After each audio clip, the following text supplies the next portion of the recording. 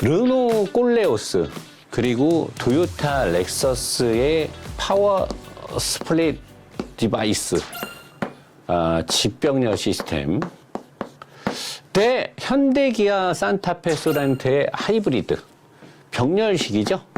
내가 리뷰에서 옛날에도 하이브리드 시스템을 여러분들한테 설명해 줄 때 도요타가 쓰고 있는 파워 스플릿 디바이스의 이 직병렬 시스템이 가장 완벽하고 가장 획기적이고 가장 효율적이고 내구성이 좋은 하이브리드 시스템이다 라고 얘기를 했어요. 직병렬인데 약간 병렬식에 우선을 두는 하이브리드 시스템. 도요타의 직병렬 하이브리드 시스템의 가장 큰 장점은 엔진이 여기서 돌면 바로 클러치를 통해서 또는 토크 컨버터를 통해서 미션 쪽으로 동력을 차단시켜주고 연결시켜주고 하는 게 필요가 없어요.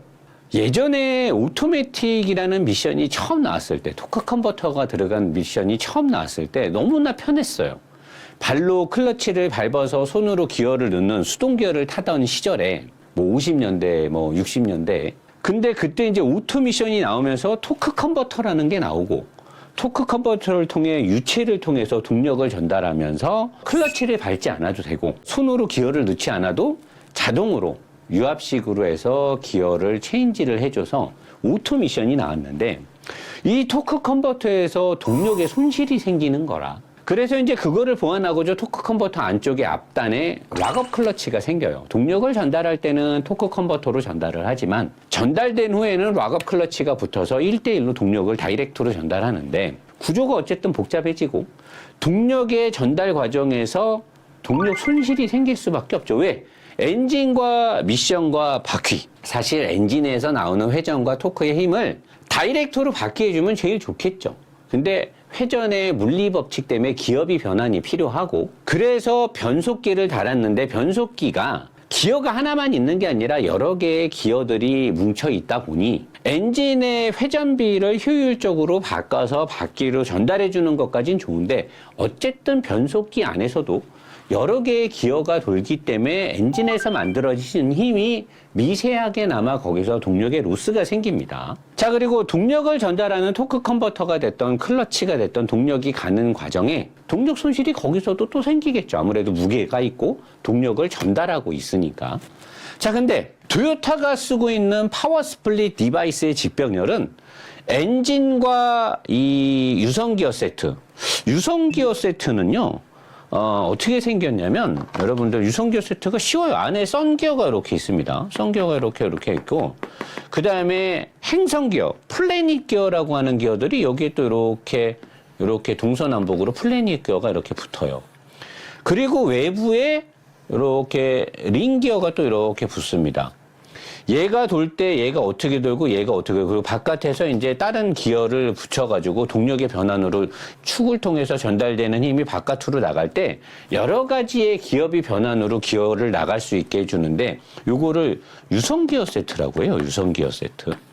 유성기어 세트라고 하는데 도요타의 파워 스플릿 디바이스에는 요 유성기어 세트가 여기 하나 들어가 있어요. 근데 이 유성기어 세트는 가운데 축에다가 이 크랭크 축에서 나가는 이 중심 축에다가 꽂아갖고 얘를 돌려버리면 얘가 빨리 돌 때랑 천천히 돌 때랑 또 다르게 힘이 나가고 외부에서 어떤 저항을 주느냐 이쪽에서 클러치가 얘를 누르느냐에 따라서 여러 가지로 바깥으로 링기어로 나가는 기어비의 변환이 생깁니다. 기어비의 변환 1단, 2단, 3단의 기어 변환처럼 엔진에서 만들어진 회전과 힘을 유성기어 세트에다 다이렉트로 줘요. 그럼 사람들이 그럼 클러치로 동력 변환을 하지 않으면 바로 그럼 바퀴가 굴러가는 거 아닙니까? 얘는 클러치랑 토크 컨버터가 필요 없는 게 바로 엔진 힘이 왔는데 얘가 이렇게 돌아갈 때 바깥에서 일정 이상의 회전과 저항값을 주지 않으면 지가 그냥 혼자서도 돌아요. 그냥 엔진 워밍업 하듯이 지가 그냥 혼자 돕니다. 지가 혼자 돌면서 안쪽으로 이렇게 나가서 요 끝에 붙어 있는 발전기 모터를 지가 혼자 돌리기도 해요. 그리고 더 세게 돌거나 약하게 돌거나 또는 토크의 변환이 생길 때는 얘가 또 돌아가는 바깥쪽으로 나가는 힘이 다르고 그리고 요 바깥에 있는 링 기어를 통해서 이쪽으로 이제 기어 힘이 나가서 여기서 좌우로 여기에 이제 디퍼런셜 케이스가 있는데 디퍼런셜 케이스를 통해서 앞바퀴 쪽으로 힘이 나가는데 여기로 나갈 때 연결되어 있는 이 구동 모터가 반대로 얘한테 어떤 힘을 전달해 주느냐에 따라서 이 유선 기어가 무부하 상태로 지가 혼자 돌기도 하고 부하가 걸려서 1단, 2단, 3단, 4단의 기업이 변환을 가질 수도 있고 그렇게 되는 거예요. 그러니까 얘는 클러치나 토크 컨버터가 필요 없어요. 유선 기어라는 구조 자체가 그냥 힘을 줘도 외부에서 물리적으로 유선 기어에 돌아가는 힘의 저항값을 전달해 주지 않으면 얘는 혼자서 그냥 무부하 상태로 클러치를 뗀 것처럼 토크 컨버터가 동력을 전달 안 하는 것처럼 가만히 있어요. 그렇기 때문에 가운데 토크 컨버터와 클러치가 들어가지 않으니까 1차적으로 여기서 동력의 손실이 생기지 않습니다.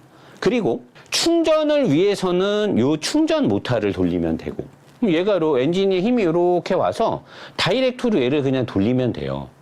그러면 얘가 발전 용량도 꽤 크기 때문에 금방 배터리에 충전을 줍니다. 그리고 달리다가 브레이크를 밟으면 이 구동 모터가 바퀴 쪽하고 연결되어 있기 때문에 얘가 회생제동을 통해서 또 충전을 줍니다.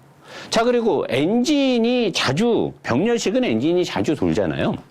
엔진이 돌아서 유선 기어를 통해서 여기에 있는 디퍼런셜 케이스를 통해서 바퀴에다 이제 힘을 주고 쭉 가는데 처음에 출발할 때는 정지되어 있는 가장 무거운 자동차를 움직일 때 기름을 엄청 많이 먹으니까 처음에 출발할 때는 엔진이 움직이지 않아요.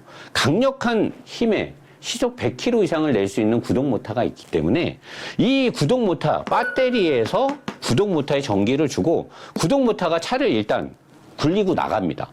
일단 차가 굴러가기 시작했으니까 엔진이 살아난다 하더라도 엔진에서 큰 힘, 많은 연료를 떼어가지고 엔진이 작동할 필요가 없어요. 엔진이 스르륵 살아나면서 일단 차가 움직이기 시작했으니까 구동 모터와 함께 합을 맞춘 이 PSD, 유선 기어를 통해서 차가 이제 굴러가면서 속도가 붙기 시작해요. 근데 어느 정도 일정 부분 속도가 붙으면 엔진에서 100이라는 힘을 만들어냈는데 처음에는 이 100이라는 힘이 유선 기어를 통해서 바퀴를 다 굴려요.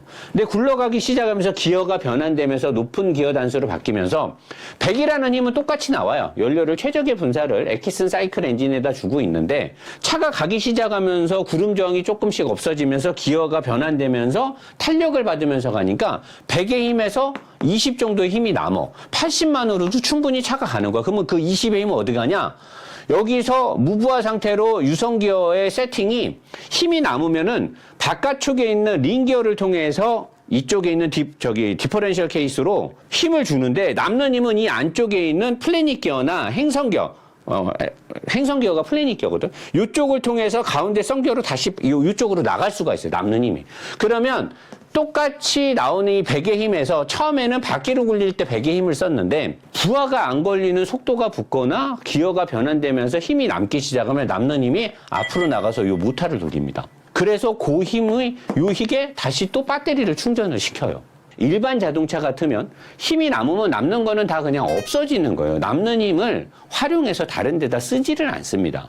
요게 이제 파워 스플릿 디바이스, 도요타가 쓰는 직병렬 시스템, 빛나는 내가 하이브리드 시스템이라고 내가 자랑을 한 거예요. 예전에 하이브리드 설명할 때. 근데 여기서 이제 뭐가 이 르노 꼴레오스에서는 로직이 한 가지가 추가가 되냐면 얘네들은 도요타의 직병렬 시스템은 엔진이 가동됐을 때 남는 힘이 배터리를 충전을 하고 회생제동으로 얘가 또 배터리를 충전을 해요. 그래서 두 개가 같이 충전할 때도 있습니다. 얘가 충전하고 그리고 직병렬 시스템들은 좋은 게 얘가 충전을 할 때 배터리는 충전을 받으면서 다시 전기를 이쪽에도 줍니다. 그래서 충전을 받으면서도 모터에다가 또 전기를 주기도 해요. 병렬식 시스템은 주고받는 거를 동시에 하지 않아요. 배터리에서 전기를 주거나 아니면 배터리가 다시 충전을 받거나 둘 중에 하나를 선택해서 하는데 도요타의 직병렬은 충전을 하고 있는 상황에서도 전기가 나가기도 해요. 이 시스템을 쓰는데 르노 꼴레오스에서는 로직이 하나가 뭐가 추가되냐? 아마 이것도 일본의 도요타나 렉서스도 지금 나오는 차들이 추가가 될 것인데 얘네들은 뭐가 추가되냐? 주행을 할 때 차가 이제 굴러가고 있잖아요. 굴러가고 있을 때는 엔진의 힘으로 굴러가든 전기 모터의 힘으로 굴러가든 굴러갈 때 배터리에 전력을 충전하고 싶으면 원래대로 직병렬 시스템은 이 발전 모터가 충전을 얘한테 줘야 되는데 얘네들은 효율성을 따졌을 때 자, 엔진의 힘으로 차가 굴러갔어. 근데 굴러가면서 가만 보니까 이 굴러가는 힘이 좀 남는 거야. 저항값이. 그러면 이 남는 힘으로 굴러가는 힘으로 얘를 돌려요. 도요타에서는 이 시스템은 사용하지 않았었어요. 도요타에서는 엔진이 구동될 때 엔진이 바퀴 쪽으로 기어를 통해서 미션을 통해서 힘이 나갈 때 남는 힘이 요 앞으로 와갖고 이 발전 모터를 돌렸단 말이에요. 남는 힘을. 근데 이 르노 꼴레오스는 차가 굴러가고 있는데 여기 이제 발전 모터에 디퍼렌셜 케이스가 연결돼 갖고 바퀴를 굴리는데 얘네가 굴러가면서 보니까 이 바퀴 자체 디퍼렌셜 쪽에 무브와의 힘이 남는다는 이 로직 값을 얘네가 찾아낸 거예요. 힘이 여기서만 남지 않는다. 이건 아마 도요타에서 이 로직을 발견했겠죠. 설마 이걸 중국 애들이 했겠습니까? 뭐 중국 애들이 했으면 뭐 차오차오 쉐쉐 하면 되는 거고. 어쨌든 얘네들은 엔진에서에만 무브와의 남는 힘이 아니라 바퀴의 축에서도 무브와의 남는 힘이 있다는 걸 찾아낸 것 같아요. 그래서 주행 중에 얘가 여기를 충전을 합니다. 주행 중에. 원래 주행 중에는 얘한테 전기를 줘서 주행에 힘을 보태야 되는, 그래서 악셀을 좀 더 세게 밟아서 힘이 나가야 되면 전기가 오다가 다시 이쪽으로 전기가 가면서 얘가 구동에 힘을 보태요. 이게 르노 꼴레오스에서 추가된 로직입니다. 추가된 로직. 그리고 또 하나, 배터리의 용량이 이 에너지의 밀집도가 좋아진 건지 배터리의 사이즈가 커진 건지 모르겠는데 전기만으로 갈 수 있는 거리가 꽤 길어졌어요. 아주 많이 길어졌습니다. 전기만으로 갈 수 있는 힘이. 그리고 최근에 나온 도요타의 직병렬도 그러는데 직렬 우선식처럼 이 모터가 발전을 통해서 얘로 바로 전기를 주기도 해요. 얘는 원래 발전해서 직병렬들은 배터리를 충전만 하게 했는데 직렬 우선식을 쓰는 혼다가 그러잖아요. 엔진이 돌아서 얘를 존내 세게 돌려요. 얘를 존내 세게 돌려갖고 얘가 구동 모터에다 전기를 주고 배터리 있는 전기를 갖고 와서 구동 모터에 엄청난 전기를 줘서 모터의 힘만으로 시속 160km를 가게 만드는 게 직렬 우선식을 쓰는 혼다의 하이브리드 시스템인데 얘네가 그 시스템을 또 비슷하게 씁니다. 이만큼 아주 많이 활용하진 않는데 주행하다 보면 얘가 전기를 만들어서 바로 얘한테 전기를 주기도 해요. 그러니까 얘네 르노가 지금 사용하고 있는 꼴레오스에서 쓰고 있는 직병렬 시스템은 하이브리드 시스템에서 구현할 수 있는 모든 걸 다 구현하고 있어요. 직렬 우선식의 직병렬 시스템도 사용하고 있고 병렬 우선식의 직병렬 시스템도 사용을 하는데 일반 병렬식 같은 시스템도 사용을 하기도 하고, 그리고 충전과 방전과 동력의 알고리즘이 굉장히 복잡한데 부드럽게 아주 똑똑하게 작동을 합니다. 그리고 거기에 엔진과 미션을 잡아주는 마운트의 설계가 굉장히 좋아서 굉장히 부드럽게 차가 움직이게 만들어 놓은 거예요. 그래서 내가 오히려 도요타나 렉서스가 쓰고 있는 직병렬 시스템보다도 훨씬 더 구조가 복잡하고 알고리즘이 훨씬 더 잘 만들어졌다. 그리고 엔진도 1.5 터보가 굉장히 좋게 잘 만들어져 있죠. 그래서 내가 르노 꼴레오스의 시스템을 칭찬해요. 저는 사실 르노차를 우리나라에서 생산 판매되는 르노차는 그렇게 좋아하는 차가 없잖아요. 근데 이 꼴레오스는 생긴 껍데기 모양은 제 스타일이 아니라서 싫은데 그것 빼고는 동력 계통이나 서스펜션의 구조나 엔진 뭐 이런 레이아웃이나 모든 것들은 너무나 잘 만들어졌어요. 그래서 이 차는 하드웨어적인 구성으로 봤을 때는 정말 대단하다라고 얘기를 할 수 있고, 자, 그렇다면 현대 기아가 쓰고 있는 병렬식 하이브리드 시스템은 제가 영상에서도 얘기했지만 얘네들은 구조가 되게 단순합니다. 병렬식 하이브리드 시스템은 엔진이 있으면 엔진에서 나간 축이 이 안에 클러치 있죠. 여기 보면 엔진 클러치라고 써 있잖아요. 이 안에 클러치 들어있어요. 이 안에 클러치. 클러치를 이렇게 모터가 감싸고 있거든요. 내가 예전에 카니발 하이브리드 할 때 다판 클러치 들어갔다니까 하이브리드 오너들 막 현대기아 빨아주는 놈들이 아주 개거품을 물고 노사장 좆도 모른다. 오토미션이다. 여기에 6단 오토라고 써 있는데 무슨 소리 하는 거냐. 그래, 자동으로 움직이는 걸 오토미션이라고 하는 거야. AT의 뜻이 뭔지 몰라? 오토매틱 트랜스미션. 자동으로 움직이니까 오토미션은 맞아. 근데 내가 언제 이걸 수동 미션이라 그랬냐, 이 씨부랄 탱탱구리들아? 자동 미션이야. 오토매틱 트랜스미션이잖아. 근데 토크 컨버터가 없다고. 이 답답이들아. 토크 컨버터가 없고 다판 클러치가 들어가요. 다판 클러치가 왜 들어가느냐? 자, 엔진에서 만들어진 힘이 여기에 가서 이 미션을 구동을 하려면 동력이 연결되고 끊어지는 게 있어야 될 거 아니야. 그럼 엔진이 살아날 때 확 하고 차 나가면 돼? 안 돼? 엔진이 살아나고 나서 그 힘을 부드럽게 전달해 줘야 될 거 아니야. 도요타나 렉서스나 르노 꼴레오스는 아까도 말했잖아. 엔진이 살아나면 유성기어가 그냥 혼자 돈다니까? 살아나면 얘 혼자 유성기어는 그냥 혼자 돌 수 있는 구성으로 돼 있어. 그리고 이제 이쪽에서 구동 모터랑 디퍼런셜 케이스로 연결되는 동력의 기어 쪽에서 저항값을 어떻게 주느냐에 따라서 기어 변환이 되면서 출력이 나가고 앞쪽으로 또 이 발전 모터를 돌리는 구성이니까 얘네는 엔진이 살아나면 유성기어 그냥 같이 돌면 돼. 동력을 끊을 필요가 없다고. 유성기어 자체에서 동력이 나가냐 안 나가냐가 결정되면 되니까. 근데 현대기아차는 현대기아뿐만이 아니라 미국이나 독일 애들도 병렬식 시스템을 쓰는 애들은 엔진이 살아나면 이 엔진의 힘이 바로 미션으로 가면 안 되니까 여기다 다판 클러치를 둬서 사람들은 아니 그러면 씨발 다판 클러치는 수명이 있고 이게 뭐가 안 좋으니까 여기다가 토크 컨버터를 두면 되는 거 아니냐. 토크 컨버터를 둘 수 있는 사이즈가 안 나와요. 미션의 하우징이 딱 정해져 있잖아. 엔진이 4피스톤이 돌 때 플라이휠을 만들 수 있는 사이즈, 그때 플라이휠을 뭐 이만하게 만들 거야? 그러면 자동차 막 본네트가 막 이만해지게? 안 되잖아. 이게 후 크랑크 리데나 쪽에 해갖고 이게 엔진에 플라이휠이 들어가는 엔진의 이 크기가 딱 제한이 돼 있어요. 그러면 이 제한된 크기 안에 얘네가 모터를 넣어야 되잖아. 모터를 넣어야지 이 모터를 가지고, 여기 있는 이 모터를 가지고 하이브리드 시스템을 구현을 해야 될 거 아니에요. 그죠? 근데 이 모터를 넣으려니까 이 모터의 안쪽에는 이 작은 토크 컨버터는 넣을 수가 없어요. 이 토크 컨버터가 제대로 역할을 못해. 또 다판 클러치가 앞에 붙어야 되는데 구조상 안 나오는 거야. 그러니까 어쩔 수 없이 토크 컨버터를 빼고 여기다가 다판 클러치를 넣은 거예요. 그럼 나는 그런 생각을 해. 얘네가 만약에 여기에 유성기어를 넣으면 어떻게 될까? 여기에 사실 유성기어를 넣을 수 있거든요.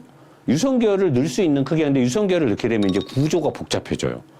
알고리즘이라든가 여러 가지 시스템이 복잡해지면서 그럴 거면 또 직병렬로 가야 돼. 근데 현대는 이 당시에 이거를 만들 때는 직병렬을 만들 수 없는, 도요타에서 직병렬 시스템에 라이센스를 걸어놨을 때예요. 10년 전이니까. 한참 도요타가 직병렬을 존나게 단물 꿀 빨아먹고 있던 시절이기 때문에 어쩔 수 없이 병렬식을 만들어야 되고 라이센스를 피해야 되니까. 근데 병렬식을 만들려고 보니까 여기다가 유성기어를 집어넣으려고 하니까 구조가 복잡해지고 알고리즘이나 그럴 거면 직병렬로 가야 돼. 직병렬로 갈 수는 없어. 어쩔 수 없이 다판을 넣을 수밖에 없었을 것으로 저는 추정을 합니다. 그래서 여기다 다판 클러치를 넣은 거야. 그러면 엔진이 살아나면 다판 클러치가 붙지 않으면 엔진이 혼자 돌겠죠. 그러다가 엔진의 힘으로 차가 움직여야 되면 다판 클러치가 딱 붙으면서 일로 동력을 줘요. 그리고 엔진이 나가는 힘에 여기에 있는 이 회전자 모터가 돌면서 같이 엔진의 힘과 모터의 힘이 같이 미션으로 나가는 거예요. 그래서 이 미션을 통해서 기어 변환을 통해서 디퍼런셜 케이스로 힘을 주고 디퍼런셜 케이스에서 바퀴로 힘이 나가는 구성이 되게 간단해. 사람들이 그걸 까더라. 내가 현대 기아의 하이브리드 시스템에 들어가는 이 미션이 좋지 않다. 멍청하다. 악셀을 세게 밟으면 왕 하고 엔진만 돌고 차가 잘 안 나고 미션이 되게 멍청한 짓을 한다. 왜 이 미션이 멍청한 짓을 하느냐? 일반적인 6단 오토 미션이나 현대 기아 자동차가 쓰는 8단 오토 미션들은 이렇게 생겼습니다. 이렇게 생겨가지고 여기 유성기어 세트가 2개, 이거는 8단이에요. 유성기어 세트가 2개가 있고 도그 클러치 미션들이 있어요. 여기. 그러니까 정확하게 기어비 변환을 미션이 똑똑하게 변환을 시켜줄 수가 있어요. 그래서 유성기어 세트 2개와 도그 클러치 미션을 활용을 해서 정확하게 기어비를 변환시켜서 전달을 해주는데, 하이브리드 시스템에 들어가는 6AT라는 이 미션은 유성기어 세트가 제 눈에는 보이지 않아요. 여기에 도그 클러치, 다판 클러치 세트들이 들어가 있고 여기에도 다판 클러치가 하나 있어요. 내가 봤을 때는 이 모타와 함께 다판 클러치들을 활용을 해서 인위적인 기어비를 만들어주는 거죠. 그래서 노 사장이 현대기아의 K5 하이브리드나 K8 하이브리드나 그랜저 하이브리드를 할 때 악셀을 세게 밟거나 어쨌거나 막 세게 달리려고 하면 엔진이 미친 듯이 도는데 동력 전달이 제대로 안 된다. 엔진만 혼자 왕 하고 돌고 미션이 동력 전달을 제대로 못한다. 도그 클러치들에서 막강한 토크가 쏟아져 나올 때 슬립이 허용되기 때문에 아마도 동력 전달이 세게 되지 않는 게 아닐까. 구성이 되게 단순합니다. 이 사진상으로 회로도를 봤을 때 이 설계의 하드웨어적인 구성을 봤을 때 유선기어, 플래닛 기어 세트나 이런 것들이 보이지가 않아요.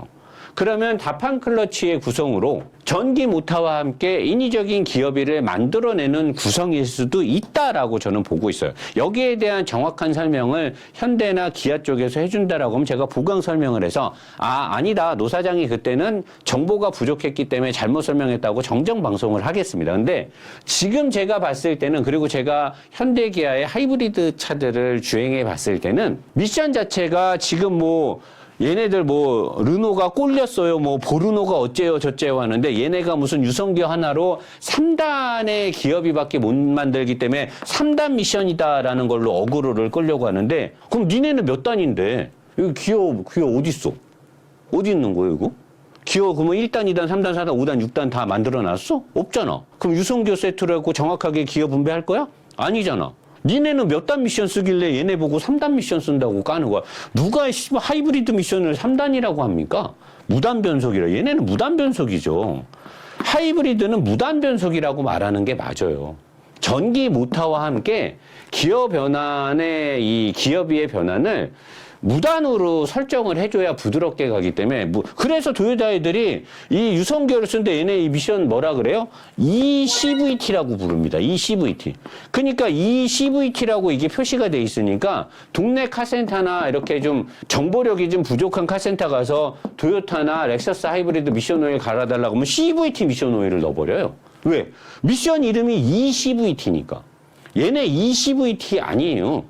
유성기어가 들어가 있는 빨간색 ATF 오일을 씁니다. 빨간색 ATF 오일을 쓴다는 건 뭐냐면 기어로 돼 있다라는 거예요. 기어. CVT. 컨베어 벨트 트랜스미션이 아니라 기어가 들어가 있기 때문에 CVT 오일이 안 들어가고 ATF 빨간색 전용 오일, 자동 미션 오일이 들어가는 거예요. 무단 변속이에요. 내가 봤을 때는 현대 기아의 병렬식 하이브리드도 도그 클러치 미션 등을 적극적으로 활용해서 하는 무단 변속에 가까운 변속기라고 보여집니다. 근데 이 유성기어에 비해서 도그 클러치 미션들은 슬립이 허용되기 때문에 그래서 격하게 몰았을 때 엔진의 RPM은 솟구치지만 동력 전달은 제대로 안 될 수 있다. 그러면서 클러치들이 조금씩 데미지를 먹을 수 있겠죠. 그래서 내가 현대기아의 하이브리드, 병렬식 하이브리드 시스템의 미션은 문제가 있을 것이다. 내구성이 좋지 않을 수 있다라고 제가 얘기를 하는 거예요. 왜? 이런 것들이 의심이 되니까. 그리고 어떤 분이 나한테 지속적으로 카톡을 보내면서 노 사장님 모르면서 잘못된 정보를 그렇게 설파하면 어떡합니까? AT 미션입니다. 계속 근데 그 사람이 나한테 사진을 몇 개 보여줘. 보내준 사진마다 클러치가 다 있는 거야. 내가 거기 사진에다가 다 동그라미 쳐서 다시 보내줬어. 이게 클러치인데요? 이게 더블 클러치인데요? 이게 제가 말하는 다판 클러치예요. 아니에요. 이거는 6단 미션입니다. 여기 설명해도 6단. 그러니까 토크 컨버터가 어디 있냐고요. 토크 컨버터가 있어야 자동 미션 아닙니까? 얘는 DCT라니까 아니래. 6단 오토입니다. 그래서 내가 이 미션 보고 수동 미션이라 그랬어요. 오토 미션이에요. 근데 우리가 말하는 오토 미션은 통상적으로 토크 컨버터가 있어야 오토 미션 아닙니까? 내가 현대기아의 하이브리드를 왜 깠습니까? 다판 클러치가 들어갔기 때문에 내구성이 안 좋다고 깠는데 지금에서 나보고 잘못된 정보라고 하면 다판 클러치가 없고 이 자리에 토크 컨버터가 있는 자료를 나한테 줘야 되는 거 아닙니까? 그랬더니 그 뒤로는 답변이 없어. 그래서 내가 다시 카톡 오면서 여보세요.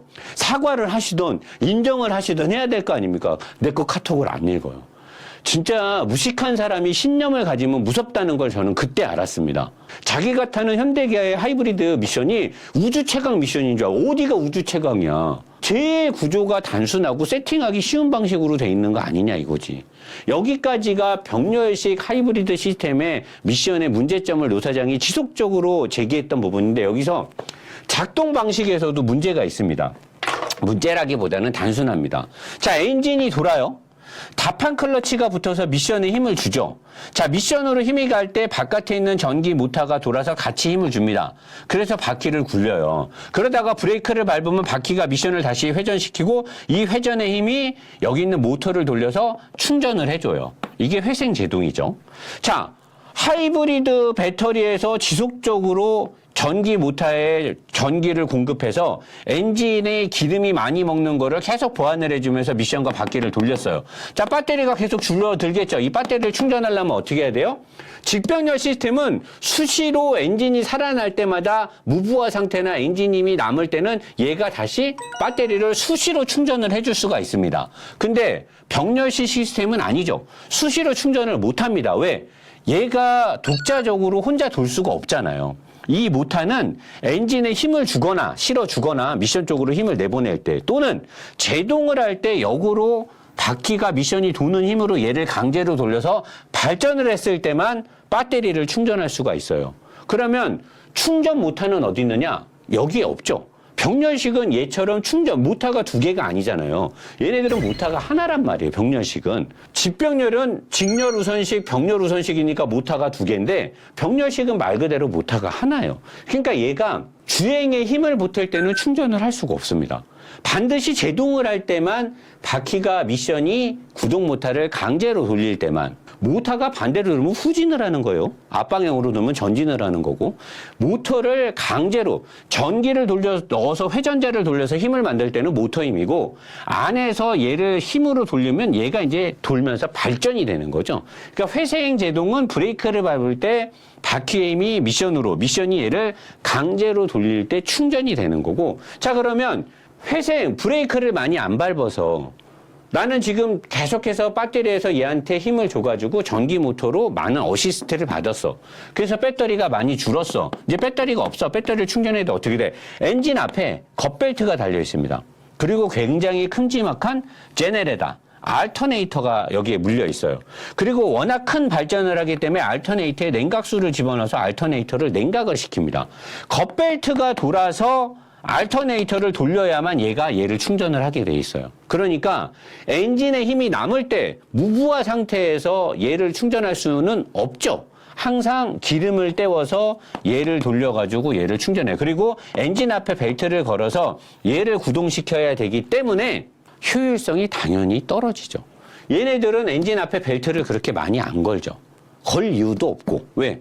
발전기를 따로 이렇게 할 필요가 없으니까. 이렇게 안 하죠. 얘네들은. 근데 일반적으로 뭐 12V 배터리를 하기 위해서 겉벨트가 하나 달려있을 수도 있는데 요즘에 하이브리드 이런 차량들은 에어컨 컴프나 이 발전기를 따로 이렇게 안 하고 다 얘로 충전을 해버리기 때문에 이렇게 겉벨트를 따로 걸어서 인위적으로 알터네이터를 돌려서 얘를 충전할 필요가 없어요. 병렬식 시스템이 어떻게 보면 구성이 굉장히 간단하고 제조 단가가 쌀 것 같고 구성으로 보면 되게 좋아요. 그러니까 얘네는 왜 연비가 잘 나오느냐? 특정 구간에서 연비가 잘 나오죠. 달리고 이런 걸 많이 할 때 시내 주행보다 가다서다를 반복하기보다 쭉쭉 달릴 때 연비가 잘 나요. 왜? 구성이 단순하니까. 구성이 단순하기 때문에 로스가 별로 없는 거예요. 근데 얘네는 구성이 좀 복잡하죠. 제작 단가가 비싸고 구성이 복잡하고 그리고 계속 달릴 때에는 오히려 얘네가 달린 것들이 얘네보다 많기 때문에 계속 쫙 달릴 때는 직병렬 시스템이 불리하죠. 직병렬은 가다서다 엔진의 가동이 이랬다가 저랬다가 왔다 갔다 복잡할 때 최고의 효율성이 나오죠. 근데 병렬식들은 복잡한 주행 패턴을 가질 때는 병맛이 되는 거죠. 왜? 구성이 단순하기 때문에 쭉 달릴 때는 얘네가 좋아요. 근데 모든 시내 주행과 가다서다를 반복하고 운전 패턴이 지랄 같은 사람들한테는 직병렬이 좋아요. 구성이 복잡한 만큼 방대한 주행 패턴에 대응을 잘합니다. 병렬식은 단순하게 쭉 달리는데 대응을 되게 잘하죠. 딱 그게 하나의 장점이고 제조 단가가 쌉니다. 얘네가 월등하게 제조 단가가 싸요. 근데 하이브리드 차량을 직병렬이 있는 시스템하고 비슷하게 판다? 그리고 옵션이라든가 엔진의 구성이라든가 알루미늄의 사용 빈도가 차이가 나는데도 가격이 비슷하다. 존나게 남겨먹는 거죠. 분명히 엔진도 더 좋고 알루미늄도 더 많이 썼고 구성도 잘 해놓고 옵션도 좋은데 하이브리드 시스템까지 좋아. 근데 단순하고 이미 오래전부터 우려먹을 대로 우려먹은 애랑 가격이 세임띵이야. 이꼬르야. 그러면 이 새끼가 범인인 거예요. 존나 나쁜 새끼인 거죠. 자국민 등쳐먹고 있는 거죠. 그게 아니라면 이유를 대주면 돼요. 그럼 내가 정정방송을 아니었다. 노 사장이 그때 잘못 알았다. 보니까 비쌀만 했다. 이래해서 비쌌다. 뭐 노조가 성과금을 많이 받아가서 뭐 오너가 여러 군데 투자를 해서 투자를 실패했기 때문에 뭐 주식 방어가 안 돼서 있겠지. 내가 모르는 이유가 있겠지. 내가 몰라서 그러는 거지. 그러니까 하루빨리 그 이유를 내가 알아야 된다. 그래서 그거를 내가 시청자들한테 알려줘야 우리 시청자들이 차를 고를 때 현대기아차나 우리나라의 다른 브랜드가 이유 없이 차를 비싸게 파는 게 아니다. 이만저만 해서 이러한 이유들로 인해서 차값이 비싸졌다. 그럼 내가 이제 그거를 그대로. 근데 뭐 내용이 오픈된 게 없으니까 내가 뭐 의심밖에 할 게 없잖아요. 의심. 이거 다 의심입니다, 여러분. 내가 뭐 그렇다라고 확정한 게 아니고. 그래서 저는 소렌토나 산타페가 모양이라든가 구성이라든가 앞서는 부분들이 분명히 있죠. 근데 뭐 파워트레인에서 내구성이 훨씬 좋다. 뭐 르노의 꼴레오스는 내구성이 나는 내구성이 얘네가 더 믿음이 안 가요. 얘네가. 물론 르노도 뭐 중국 지리에서 근데 중국 지리는 이미 볼보를 성공리에 잘 팔았던 애들이잖아요. 근데 이거 뭐 시작하자마자 뭐 내구성이 얘는 뭐 내구성이 검증됐어요? 난 얘도 내구성이 지금 존나게 의심되고 있는데 뭐 얘네들은 어떻다고 얘네 내구성을 의심해서 그렇게 할 필요는 없고 그렇다고 뭐 르노 꼴레오스가 무조건 좋다라고 말하는 것도 사실 말도 안 되죠. 내가 뭐 이렇게 완벽하게 뭐 탁 평가할 수 있는 그런 자격이 있는 사람은 아니니. 그래서 가장 중요한 건 여러분들이 가서 꼴레오스도 한번 타보고 잘 꼴리는지, 그 다음에 뭐 혼다 하이브리드나 뭐 캠리 하이브리드도 타보고, 그 다음에 산타페, 뭐 투싼, 뭐 스포티지, 뭐 소렌토 하이브리드 타보고, 여러분들이 차는 뭐 인터넷에서 사람들이 뭐라고 말하는 거 중요합니까? 저한테 맨날 전화해서 문자로 막 차 선택 물어보면 내가 항상 차 선택은 제가 해드릴 수 없습니다. 아니 돈 문제도 그렇고 어떤 용도로 쓰는지 어떤 운전 습관을 갖고 있는지도 모르는데 어떻게 내 기준으로 선택을 합니까? 추천을 해드릴 수도 없는 거고 차는 본인이 뭐 일단 모양이 마음에 들어야겠죠. 전체적인 뭐 차 가격이나 브랜드나 모양이 일단 내 마음에 들어야 되는 거고 그런 상황에서 이제 운전을 해봤을 때 내가 어떤 사람은 산타페나 소렌토의 운전 느낌이 더 좋을 수도 있어요. 운전해보고 맞으면 그거 사면 되는 거죠. 여기 와서 뭐 꼴레오스가 더 좋다, 뭐 얘가 더 좋다 의미 없죠. 단 노 사장이 분명하게 말하는 건 노 사장이 10년 넘게 500대에 넘는 차를 리뷰하면서 그 어떤 대한민국의 또는 해외 유튜버 리뷰어들보다 명확하게 차를 잘 알잖아요. 잘 느끼고 나는 그들보다 방대하게 차를 타잖아요. 차를 느끼는 시간이 많고 게러지하면서 차를 얼마나 뜯습니까? 또 리뷰도 되게 진솔하게 대기업의 돈이나 이런 거 우리 유튜브 수익 형편없습니다. 지금 유튜브만 했으면 우리 회사 진작에 문 닫았어야 돼요. 문 닫는 게 아니라 진작에 부도났어요. 그럼에도 저는 유튜브 영상을 열심히 찍는 건 저는 차에 대해서 진심이니까. 그래서 아직까지는 제가 이 하드웨어적인 거나 차량의 주행 세팅이라든가 주행 느낌은 대한민국의 그 어떤 유튜버들보다 명확하게 압도적으로 잘하는 건 사실이지 않습니까? 뭐 내가 내 자랑하는 건 좀 쑥스럽긴 하지만 사실은 사실이니까. 그런 노 사장이 봤을 때 르노 꼴레오스는 하드웨어적인 거나 세팅에서는 굉장히 잘 만들어진 게 맞습니다. 근데 그러면 노 사장 너는 살 거냐?